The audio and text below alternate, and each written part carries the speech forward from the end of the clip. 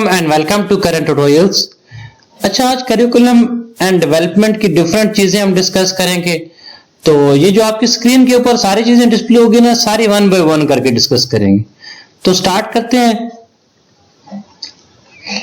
Meaning and definition of curriculum. Curriculum का word दुनिया में पहली दफा कब इस्तेमाल हुआ और डिफरेंट स्कॉलर्स ने करिकुलम की कैसे डेफिनेशन की, ये चेक करते हैं। देखिए, करिकुलम दो चीजों पर डिपेंड करता है। एक सब्जेक्ट के ऊपर जो स्पेसिफिक जो स्टूडेंट चूज करते हैं पढ़ने के लिए, ठीक है। दूसरा, आप कोई भी स्पेसिफिक लर्निंग प्रोग्राम को आप करिकुलम कह सकते हैं। करिकुलम एक लैटिन वर्ड से ड्राइव है जिसका मतलब होता है रेस, ठीक है।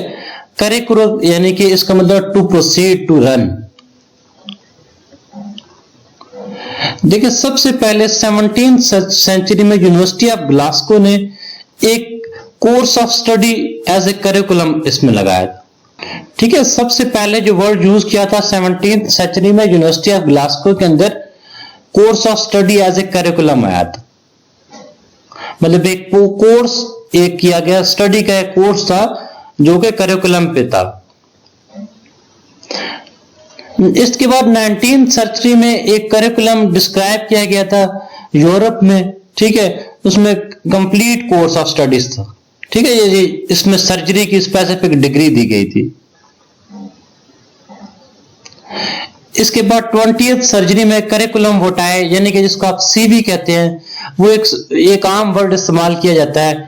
इसमें सीवी में आप अपना डाटा, कोई भी बंदा अपनी प्रोफाइल बनाता है जिसको आप रज़्मे भी कहते हैं, सीवी भी कहते हैं। तो करिकुलम वोटाए वहां से चला था। करिकुलम की डेफिनेशन देखते हैं डिफरेंट साइंसदानों ने कैसे की थी।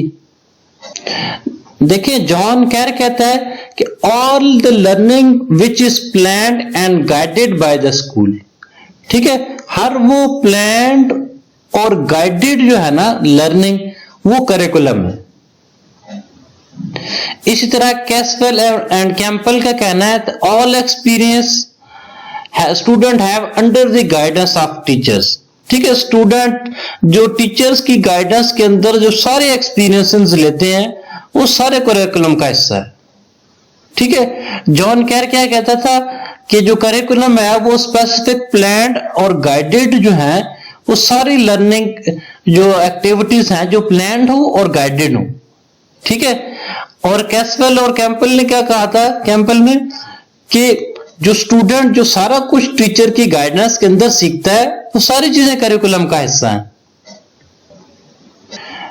देखिए, स्मिथ, स्टैनली और शोस ने कहा था curriculum as a sequence of potential experience set up by school for a specific purpose of disciplining student in a youth and way of thinking. मतलब ये कि आप स्टूडेंट को पोटेंशियल एक्सपीरियंस देते हैं, ठीक है, उनको डिसिप्लिन लाइफ गुजारने के लिए, उसको एक्टिव थिंकिंग करने के लिए और एक्टिंग के लिए। इसी तरह मार्श और विल्स ने कहा था कि experience in the classroom which are planned and encountered by the teacher and also learn by the students. मतलब वो सारी वो प्लान्ड लर्निंग जो है जो टीचर प्रोवाइड करता है वो सारे करिकुलम का हिस्सा है। करिकुलम के ऊपर सबसे पहली बुक जो पब्लिश की गई थी वो जॉन फ्रैंकलिन ने की थी 1918 में, ठीक है। और उसमें वो कहता है कि the curriculum is a social engineering arena, ठीक है। हमारी जो सोशल इंजीनियरिंग है वो सारी करिकुलम से होती है। तो ये सबसे पहली बुक उसने जॉन फ्रैंकलिन बॉबेट ने लिखी थी 1918 में, 1918 में।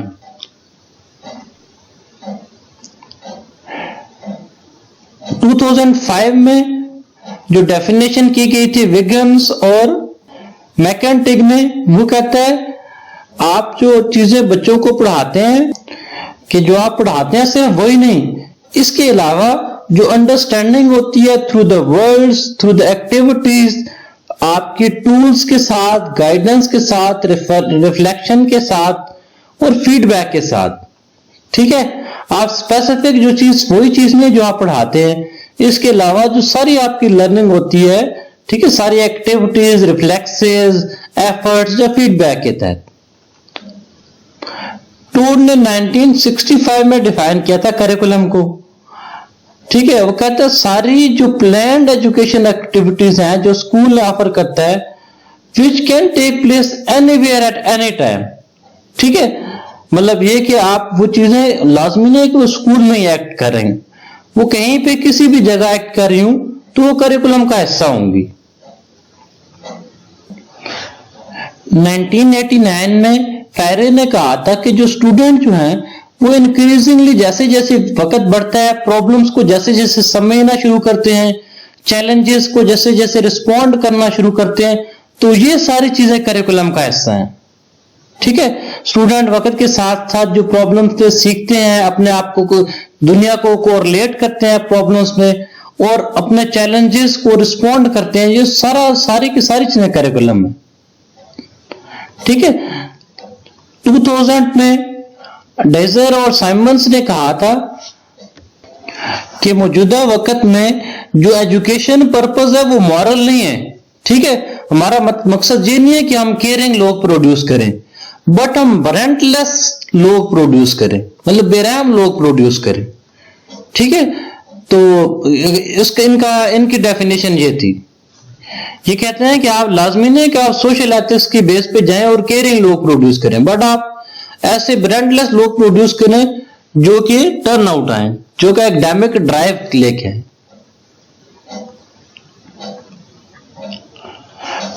अच्छा, ये वाली सारी डेफिनेशन थी जो हमने अभी तक डिस्कस की हैं। ठीक है, आप सारे इसके अलावा जो एजुकेशन के फोल्डर के अंदर आप जाएंगे वहां पे आपको सारी चीजें मिल जाएंगी। ठीक है, आपको पुराने लेक्चर भी मिल जाएंगे, नई चीजें भी मिलेंगी और पेपर के प्रेपरेशन के हवाले से भी मिलेंगी।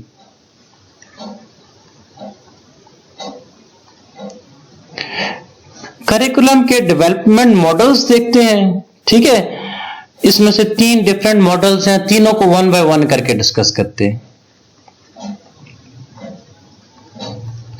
देखें, टेलर का मॉडल देखते हैं करिकुलम डेवलपमेंट में कि टेलर का मॉडल जो है वो किस तरह आया था, और टेलर ने 4 प्रिंसिपल बेस्ड मॉडल बनाया था। ठीक है, देखिए इस मॉडल को इसने अपनी एक बुक जो थी बेसिक प्रिंसिपल ऑफ करिकुलम, उसमें इसने क्या किया था, रिप्रेजेंट किया था। ठीक है, टेलर ने अपना जो मॉडल है ये basic principle of curriculum and instruction की बुक में उसने किया था। ठीक है, उसमें 4 जो है बेसिक प्रिंसिपल्स और उनके आंसर्स दिए थे। अब वो 4 प्रिंसिपल्स क्या है, देखिए सबसे पहले मैं कहते हैं what is the purpose of education. ठीक है, एजुकेशन का पर्पस क्या है स्कूल में। ठीक है, what is educational experience that can be provided. ठीक है, how can these experience can be organised, how we determine the purpose. One by मैं इसको समराइज करते हैं। देखें, सबसे पहले उसने जो 4 पॉइंट दिए थे, सबसे पहली बात उसने की थी वो पर्पस ऑफ स्कूल्स की बात की थी। ठीक है, दूसरी बात उसने जो की थी वो education experience related to the purpose, वो सारा एजुकेशनल एक्सपीरियंस जो कि पर्पस से रिलेटेड हो। तीसरा उसने बात की थी ऑर्गेनाइजेशन ऑफ पर्पस। ठीक है, ऑर्गेनाइजेशन ऑफ एक्सपीरियंस। चौथा उसने बात की थी एवेल्युएशन ऑफ एक्सपीरियंस। ठीक है, सबसे पहले पर्पस, स्कूल का पर्पस क्या है, फिर उसका education purpose, education experience related to the experience. ठीक है, इसके अलावा ऑर्गेनाइजेशन का एक्सपीरियंस और एवेल्युएशन एक्सपीरियंस। आप एक्सपीरियंसेस को ऑर्गेनाइज करते हैं, एवेल्युएट करते हैं, एजुकेशनल पर्पस के लिए इस्तेमाल करते हैं।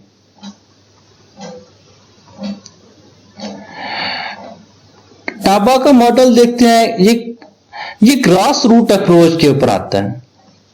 ठीक है, ये कहता है इस खातून ने कहा था कि करिकुलम जो है वो एक ग्रास रूट अप्रोच से चल सकता है। इसने क्या किया गया था, इसने 7 मेजर स्टेप से ना लीनियर मॉडल बनाया था। ठीक है, इस खातून ने 7 मेजर स्टेप्स की बेस पे क्या किया था, एक लीनियर मॉडल बनाया था और स्टेप्स उसके क्या है वो ये वाले थे। ठीक है, सबसे पहली बात तो कहती है कि diagnosis of learners need and expectations of the larger society. ठीक है, आपने डायग्नोज करना है लर्नर्स की रिक्वायरमेंट को और सोसाइटी की एक्सपेक्टेशंस को। ठीक है, दूसरी बात फॉर्मुलेशन ऑफ लर्निंग ऑब्जेक्टिव्स, जो हमारे लर्निंग ऑब्जेक्टिव्स हैं उनको फॉर्मुलेट करना है।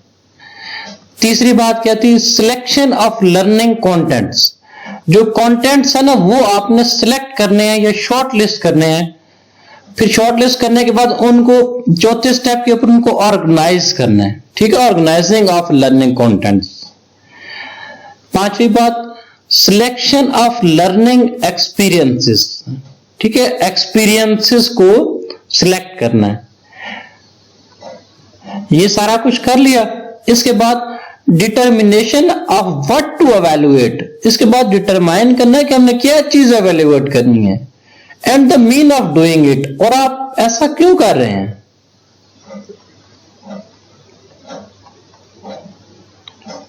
गैलन सेलर और विलियम अलेक्जेंडर का मॉडल देखते हैं। इन्होंने 1974 में ये रिप्रेजेंट किया था। ठीक है, और इन्होंने 4 स्टेप का मॉडल दिया था।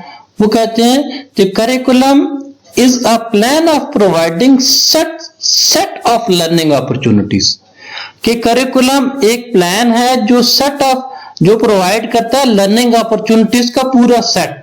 ठीक है, मतलब एक से ज्यादा लर्निंग अपॉर्चुनिटीज प्रोवाइड करता है to achieve a broad educational goal. दूसरे नंबर पे क्या चीज हुई कि ब्रॉड एजुकेशनल गोल को अचीव करने के लिए, and related specific objectives of an identifiable population served by a single school centre. ठीक है, और वो एक आइडेंटिफाइबल पॉपुलेशन के लिए स्पेसिफिक स्कूल सेंटर ने ये सारी चीजें कर रहा होता है। ठीक है, ये सारा कुछ ये करिकुलम क्या करता है, हमारा प्रोवाइड करता है सेट ऑफ अपॉर्चुनिटीज को जो कि अचीव करने के लिए ब्रॉड एजुकेशनल गोल को अचीव करते हैं, और उनका काम क्या होता है, आइडेंटिफाइबल पॉपुलेशन के लिए करते हैं तीसरा नंबर, और served by a specific school centre ये चौथा पॉइंट होगा। ठीक है, इसने रूल ऑफ थंब भी इंट्रोड्यूस कराया था। आगे चलते हैं, करिकुलम मैनेजमेंट देखते हैं। करिकुलम डेवलपमेंट प्रोसेस क्या है and major process of curriculum development की क्या है। Major processes of curriculum development. ठीक, curriculum major processes of curriculum management, यानी कि करिकुलम मैनेजमेंट के बेस से मेजर प्रोसेस क्या है। सबसे पहले तो नीड ऑफ असेसमेंट, असेसमेंट की नीड देखते हैं। सबसे पहला फेज क्या है, नीड देखते हैं। ठीक है, नीड देखने के बाद दूसरे फेज में चले जाते हैं। आपने नीड को आइडेंटिफाई कर लिया, क्लियर कर लिया, एक स्पेसिफिक नीड है। ठीक है, आपने रिक्वायरमेंट्स की बेस पे डिसाइड कर लिया कि ये रिक्वायरमेंट है। जब वो रिक्वायरमेंट आपने डिसाइड कर ली तो आपका पहला फेज कंप्लीट हो गया। फिर आप क्या करते हैं, उसके ऊपर प्लानिंग करते हैं, उसके ऊपर डिजाइनिंग करते हैं। ठीक है, वो सिमुलेशन भी हो सकती है, कंप्यूटर बेस्ड प्लानिंग भी हो सकती है, आप स्पेसिफिक सैंपल बेस्ड भी प्लानिंग कर सकते हैं, छोटे माशरे के अंदर जाकर वो चीजें देख सकते हैं, और फिर उसके बाद क्या करते हैं, उसको इंप्लीमेंट करते हैं। ठीक है, जब इंप्लीमेंट करते हैं तो फिर उसके बाद आपको क्या पता लगता है कि जो असेसमेंट आपने की थी पहले फेज में, वो तीसरे फेज में क्या कामयाब हुई या नहीं हुई। ठीक है, अगर वो कामयाब होगी तो फिर तो सही है, वरना हम क्या करते हैं, हम फीडबैक पे चले जाते हैं वापस पहले स्टेप के ऊपर। ठीक है, पहले स्टेप के ऊपर हम फिर असेसमेंट देखते हैं। असेसमेंट देखने के बाद फिर हम प्लानिंग का डिजाइन करते हैं, इंप्लीमेंटेशन करते हैं। ठीक है, करिकुलम मैनेजमेंट के ये मेजर प्रोसेसेस हैं। हम करिकुलम डेवलपमेंट साइकिल देखते हैं। ठीक है, करिकुलम डेवलपमेंट साइकिल के अंदर उसके कौन कौन से कंपोनेंट्स होते हैं वो भी चेक करते हैं। ठीक है, अब देखिए करिकुलम डेवलपमेंट साइकिल इस तरह से पूरा एक साइकिल है जो कि घूमता रहता है ना। मतलब ये कि कहीं पे मसला हो तो फीडबैक मैकेनिज्म इसमें इस्तेमाल होता है। एक सिरे से स्टार्ट करते हैं। सबसे पहले नीड ऑफ असेसमेंट चेक करते हैं कि असेसमेंट की जरूरत है या नहीं है। ठीक है, असेसमेंट के बाद उसके ऊपर क्या करते हैं, करिकुलम डेवलप करते हैं या रिवीजन करते हैं। अगर नए सिरे से डेवलपमेंट करनी है तो ठीक है, वरना अगर बना हुआ करिकुलम है उसको रिवाइज करना है तो भी कर सकते हैं। ठीक है, करिकुलम डेवलपमेंट या करिकुलम रिवीजन यहाँ पे होती है। ठीक है, जब डेवलप कर लिया या रिवाइज कर लिया, फिर उसके बाद हमने क्या करना है, मटेरियल को सिलेक्ट करना। ठीक है, मटेरियल को सिलेक्ट कर लिया। मटेरियल को सिलेक्ट करने के बाद हमने आगे क्या करना है, असेसमेंट डेवलप करनी है। ठीक है, असेसमेंट डेवलप करनी है। असेसमेंट डेवलप करने के बाद जब डेवलप हो गई, फिर क्या करना है, करिकुलम को इम्प्लीमेंट कर देना है। ठीक है, करिकुलम को रियल टाइम में इम्प्लीमेंट कर देना है। ठीक है, अब सबसे पहले क्या किया, असेसमेंट की, फिर करिकुलम डेवलप किया या रिवाइज किया, दोनों में से जो भी काम किया। ठीक है, फिर मटेरियल सेलेक्ट किया, फिर असेसमेंट डेवलपमेंट की, फिर उसको इम्प्लीमेंट कर दिया। इम्प्लीमेंट करने के बाद इसका रिजल्ट चेक करना है। हमने इसको क्या करेंगे, प्रोग्राम को एवेल्युएशन करेंगे। एवेल्युएशन करने के बाद हम देखेंगे अगर सही है तो ठीक है, वरना इस साइकिल को दोबारा से वापस चला दें।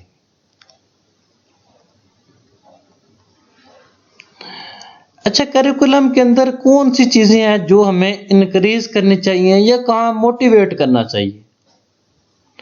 देखिए, क्वेश्चंस तो है ना, क्वेश्चंस लोगों को क्वेश्चंस इंक्रीज करने के लिए क्वेश्चन प्रैक्टिस करनी चाहिए कि लोग मोटिवेट हो क्वेश्चन करने के लिए। ठीक है, थिंकिंग की जस्टिफिकेशन दें उनको। ठीक है, हमें be a facilitator of learning, हमें लर्निंग का फैसिलिटेटर बनना है। ठीक है, रोकना नहीं है लोगों को। Develop problem solving strategies. ठीक है, प्रॉब्लम सॉल्विंग स्ट्रेटजीज को डेवलप करना है। ठीक है, एक्सटेंडेड प्रॉब्लम्स को देखना है 5 नंबर के ऊपर। ओपन एंडेड प्रॉब्लम्स देख सकते हैं। 6 नंबर पे students creates one's own representations.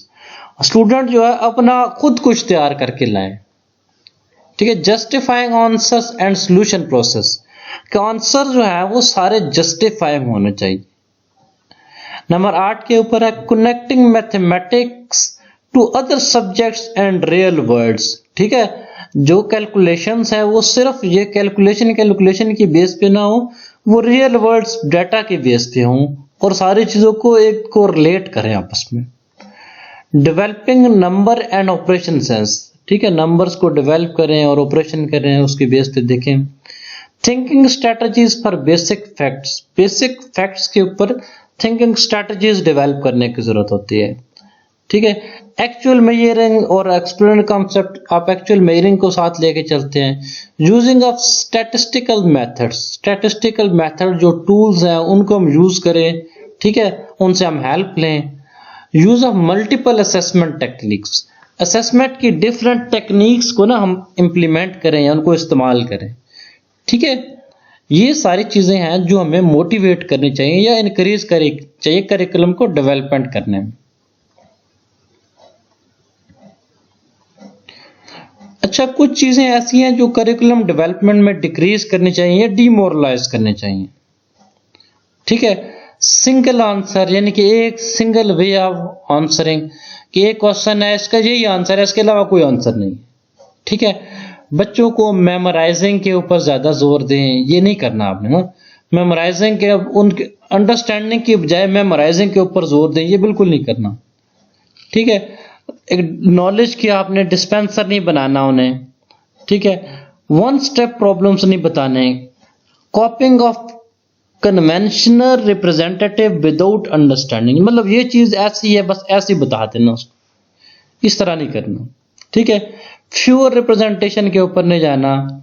Relying on authors, ठीक है, टीचर्स जो है वो ऑथर्स के ऊपर ना जाएं, आंसर कीज के ऊपर ना जाएं।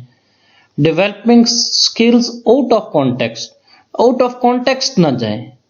ठीक है, आप चीजों को प्रोसीजर को मेमोराइज करने की कोशिश ना करें अंडरस्टैंडिंग के बगैर। ठीक है, इसके अलावा फार्मूलाज को मेमोराइज करने के लिए प्रोसीजर को, असेसमेंट्स को, आप चीजों को हर जगह मेमोराइजिंग को कम से कम किया जाए।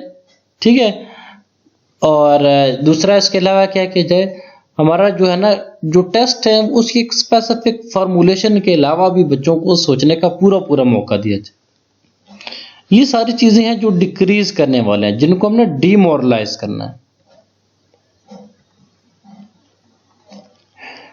अच्छा, critical thinking, ways to develop more critical thinking. Critical thinking और बेहतर अच्छी कैसे बनाया जा सकती, ठीक है। 5 बेसिक चीजें हैं। Think of myself as a coach, अपने आप को एक कोच की जगह रख के सोचें, ठीक है। अगर मैं कोच हूं, मैंने खुद ये करना हो तो मैं कैसे करूं। Encourage students to think about their thinking, students को एनकरेज करना है कि अपनी सोचों के बारे में खुद सोचें, ठीक है। इस हर प्रॉब्लम के बारे में खुद सोचें। Model skill for thinking student, कि आपने मॉडल बनाना, स्किल्ड मॉडल बनाना स्टूडेंट्स के लिए। आपने रिलेटेड कंटेंट्स प्रोवाइड करने हैं whenever is possible to issue problem of practical issues, ठीक है। डिजाइन असेसमेंट करनी है for student for their thinking and mind. तो ये सारी चीजें करनी होती हैं, ठीक है। आप करंट ट्यूटोरियल्स को सब्सक्राइब कीजिएगा, और मजीद आपने कोई डाटा देखना हो तो हमारी प्ले लिस्ट ना एजुकेशन इस तरह के नाम से बनी हुई है। हर टॉपिक्स की डिफरेंट प्ले लिस्ट बनी हुई है, तो वो जाके चेक कर सकते हैं, वो बड़ी